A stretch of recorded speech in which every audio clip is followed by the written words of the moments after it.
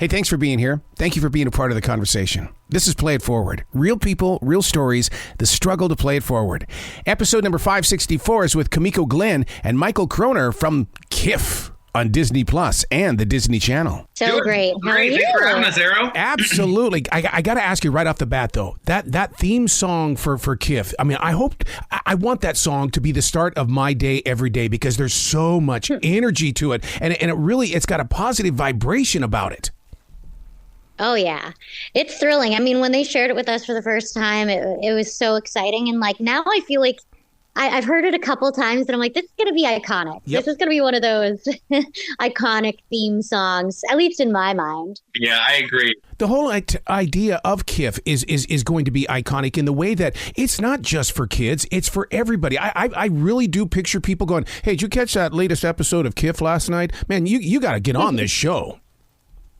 Yeah, I mean, in every like press tour, they're like, yeah, it's fun for the whole family. But I swear it is actually really, really funny. I find myself laughing out loud constantly. I actually might tune into this, and I don't really watch a ton of cartoons, admittedly, but it's so much fun. I mean, the dynamic between Barry and Kiff is hilarious, and like the concepts of the episodes are just so out there and ridiculous. I mean, the goat wall hive mind. I mean, H, maybe you could like describe some of the episodes, but the concepts are so ridiculous that I think adults are going to have a hard time not sitting down and watching it with their kids. You were talking about the opening number, and music is such a huge part of this show.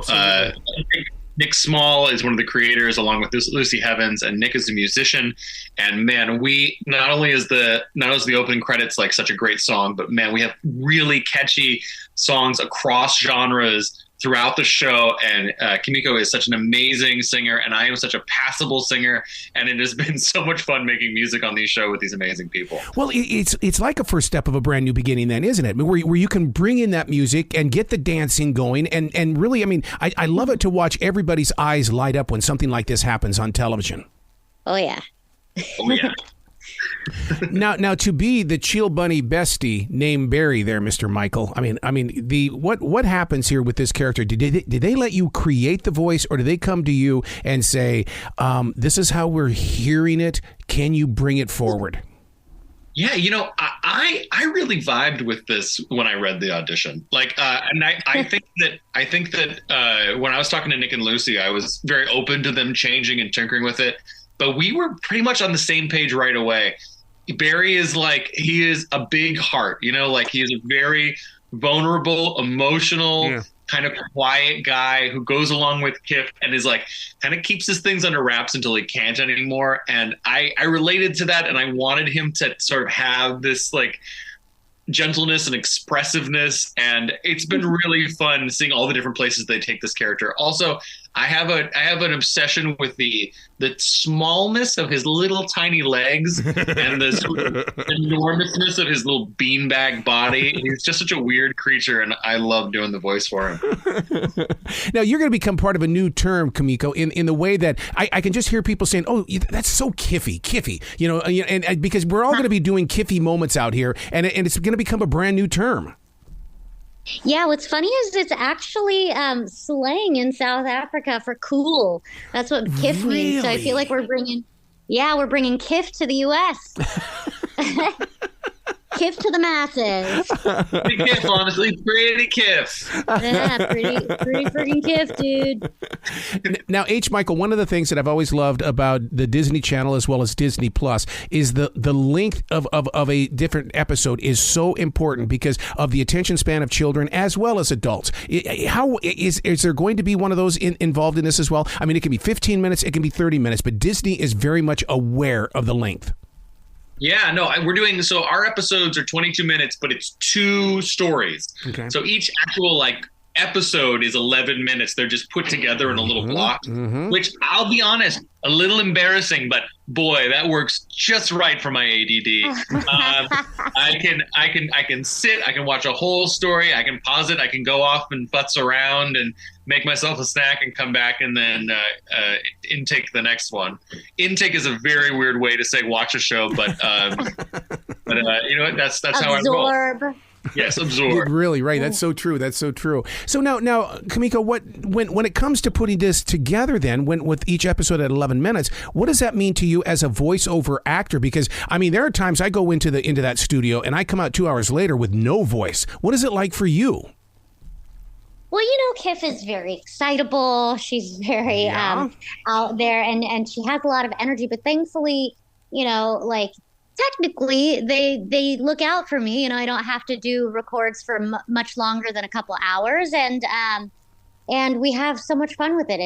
It enables me to be as ridiculous and out there as possible, and we have a great time. The 11-minute thing is. Thankfully not my problem. They have to cut it down somehow and make it real nice and tight. And they're really brilliant at doing that. Wow. Yeah. Speaking of those voices, H. Michael, the one of the things that do you use it ever out there in the public where you just kind of you turn on a character from, let's say, The Family Guy or American Dad or even from Kiff, and people, they kind of look around going, where have I heard this before? And just to get their natural reaction. What's so funny? Usually, if I'm doing a voice, it's for a friend's kids. Yeah. Like they're trying to get their kid excited to meet me, and they go, "Oh, he's the voice of so and so from this cartoon or from this cartoon." And across the board, you do the voice for kids, their faces do not change. They stare at you blankly, and then they go like, "Can I have graham crackers?" and walk away. And it is the most humbling experience to go like, "I got something. This kid's oh boy, it's gonna blow his mind." And then unanimously across the board, you get nothing back. It's so funny because with Kiff's voice or with any voice that I do, people are like, "Oh yeah, do this voice, do this voice." It's often so close to my own voice. It's just sort of elevated in a certain rhythm or melody. And it's a similar expression, but I think for different reasons. How did you learn to grow into that voice? Because, I mean, I remember being in elementary school and people would make fun of everybody else's voices or they would try to impersonate them. Did you just go, forget it, guys. I am me. I'm always going to be me. This is who I am. And then you go on to do what you're doing right now. What's a blessing and a curse is, how you can't really hear your own voice. And then you're just horrified when you hear yourself on a voice memo or a voicemail and you're like, that's what I sound like. I've always heard feedback that my voice was a certain way, but I never, to me, it's just my voice. And it's something that's been, a blessing and a curse, but mostly a strength of mine. And so I just kind of embrace it. And especially, now that I get so much work based off of my voice, I can't really complain. And I think for me, my voice on its own is pretty much, it's not pretty normal. And so I come from the world of sketch and improv. And so putting on characters for shows like this is so much fun because I don't get to play really big weirdos if I'm doing live action stuff. I look like a guy who works at an REI or something, some pleasant white dude. And then on television, I can be an old lady or a bunny or a superhero or a monster. And that's honestly the work that I enjoy the most these days.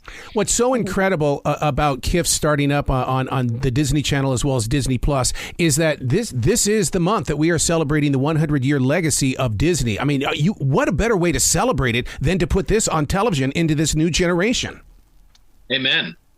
Yeah, I mean, it's true honor. Disney's, classic. It's sort of been, it's how I grew up. It's the live action, the cartoons. I don't know. It was my entire childhood, so it's really cool to be a part of. Yeah, I like thinking about the fact that for some another generation will be a part of their childhood the way that the early Disney movies were a part of mine.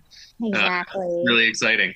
Oh my God, yeah, because that's how I saw movies as a kid at the drive-in of all things. We would go see, Kurt Russell in a Disney movie. It's like, oh my God, and then and all these different pirate movies and stuff, and it was Disney all over the place. Mm-hmm. Oh yeah. Young Kurt Russell, what a hunk. But when you go back and you watch the computer that wore red tennis shoes, you watch a show like that and you go, oh my God, this is still in touch with today, except computers back then took up entire rooms. Oh my gosh, yeah. I think the beauty of Kiff is that it's in terms of like aesthetic and like illustration and animation, I feel like it's timeless. I think it'll stand the test of time. Yeah. I think the themes and the humor, I think, is going to be good for all ages. Everyone's going to love it. It brings a lot of nostalgia for me, I know, because it reminds me of those childhood cartoons that I used to watch on Saturdays. And, Yep. Yeah. You're so right about that, because I mean, we would get up at 6 o'clock in the morning just to watch that kind of stuff. Then you know what? That explains the reason why I took an instant liking then to Kiff, because I mean, all of a sudden I felt like I was taken away from the real world and I was living this world with you guys. Yeah. Absolutely. I think there's something about animated characters where, because we recognize them as not being something in the real world, because like when you watch, for me, like when I watch acting, it's like I'm almost critiquing, I'm looking for the flaws in somebody's performance. And I feel like when you're looking at animated characters, you can sort of impose a lot of feelings and impressions from your own life onto these characters that clearly aren't real. So there's a little magic in there for me. I still like animation as a grown man, which is a shame. And please cut that out of this interview. Well, when you're creating with Lucy and Nick, I mean, do you guys get to do it in one big situation? And what I mean by that is a lot of these bands, these musicians are coming together and they're in the studio together as a band, and it's not individual anymore. Do you guys get to have those moments where you're reading in the same room together with Lucy and Nick? Not often in the same room. I actually don't even know if I've met Lucy and Nick in life. I mean, like it's all been over Zoom. With H, I met him kind of by accident a few weeks ago when I was coming out of the studio. He was going in. But yeah, it's similarly insular in the way that animation can be. You know, you kind of record by yourself, and then it's the voice director and the creator's magic that put these scenes together, and it sounds like dialogue. But occasionally H and I will have the pleasure of working with one another over Zoom. We get to do like mini ensemble records, and that's always a delight, because then I get to hear his read and his interpretation of the scene, and it's just it's so fun. It brings a lot of like exciting energy to the project. We got to start the process by recording together, which was really nice, because you get to feel the dynamic, you get to see how the characters play off of each other. So then when I'm doing a record on my own now, even if I'm reading with Sam Riegel, who's an amazing voice director, I can kind of hear Kimiko in my head, that really helps. Yeah. See, and that's the way I am as a producer. When we would have like dialogue commercials and things like that, it's like I don't need both of you here. I hear it already in my head. We're going to do it my way, and it just makes it tighter and brighter, and it really does sound like a better connection. Wow, that's awesome. Fascinating. I don't think I have the ear for it, but that's like such a skill set. Well, that's just years of program directors and radio station consultants going, do it this way. Can you not hear it? Do you know who you're talking to? And do you ever find yourself like that with your characters and things that you do with your voiceovers? Do you sit there and envision who is receiving what we are sending out? Oh yeah, I think it helps with the creation of the character and like the interpretation of the scenes. Just how things are going to play out. Also, it's helpful because the creators who imagine this entire scenario are there to kind of guide you along the way and say like, yeah, that's not it. But yeah, it's a really fun process, because even if you're so far off, sometimes that works. And sometimes it works oddly in the best way. And so it's a nice collaboration. Yeah, I think it's really fun to come into a record with a bunch of ideas, even if they're wrong. Yeah. Because start the conversation, even if you're messing it up. If they're going, oh, no, it's way over here. Coming in flat and having somebody just try to put the performance onto you is such a boring way to do it. And I feel like everybody in this process has big opinions and big ideas. People are improvising, people are pitching jokes. And I think that collaboration is really helping create the show's voice, because it's such a weird group mind thing. It's not just Nick and Lucy are such a big part of this, and gosh, they are doing an amazing job. But everybody has a little part of their voice involved in it, and I think that thing is what's making Kiff, and I think that's really exciting. Oh my God, that you just bring back you bring back a great memory in the way that my voice coach would always say, I know that we did like so many different reads, but I want one more out of you, but I want you to put your personality into it. And dang, if that's not usually the one that they take, the one because you've done it so much now where you just let it go and it's like, there it is. Yeah, I think I find that people really get excited when it's like an unusual take on something, or there's like a little flutter in your voice that's like, that's a little less controlled. There's something about it that's, I think, very human, and adding that humanness into, a world of animals is is I think what helps it be relatable. So let me ask you the typical viewer question nowadays, because Disney Plus is very good at this, is that, are we going to get one episode a week, or are we going to get at least 2 or 3 at a time? Well, technically, there are 2 episodes in one, so it's right. 2 11-minute episodes. But H, maybe you have a little more insight into how it rolls out. I don't know what the rollout is going to be. I thought my first thought was that we were going to get 5 in the first group on the 15th on Disney Plus, but I don't know, and I apologize to the programmer if that's incorrect. But we'll definitely be getting them 2 at a time, because they're grouped together, which from my attention span is so nice to have a little 11-minute chunk and then to pause it and make some popcorn and then get another 11-minute chunk. Oh my God. And first of all, I do like the Disney format, because what it does is I have a binge watching journal that I keep. And so that's how I know how to go back to the show. And so then this way, then I know that on Wednesdays or on Fridays, this is what Disney's going to give to me, and I've just got to keep that journal up to date. Are we in your smart binge watching journal? We made it in the journal. Yes, yeah, it's on there, buddy. That's my compliment, man. We made it. Yeah, because you're my escape from the real world, and it's it's so fun to talk with you guys, because it just shows that what the imagination is all about and what you can do with it, and that's what I want listeners to pick up on as well. Is that believe in it, believe in whatever voice you have inside, and bring it out to the people. Oh, so true. So true. Your own uniqueness is what makes you special. Is that like, I think I just said the same thing twice in that one sentence. No, I think you just said the theme of our show. Guys, we stuck the landing so hard on this thing. Kiff, your own uniqueness is what makes you special. We need to pitch that. Please come back to this show anytime in the future. The door is always going to be open for the 2 of you. Thank you. Thanks so much, Arrow. So fun. You bet. You guys be brilliant today, okay? Oh, thank you. You too. Will do.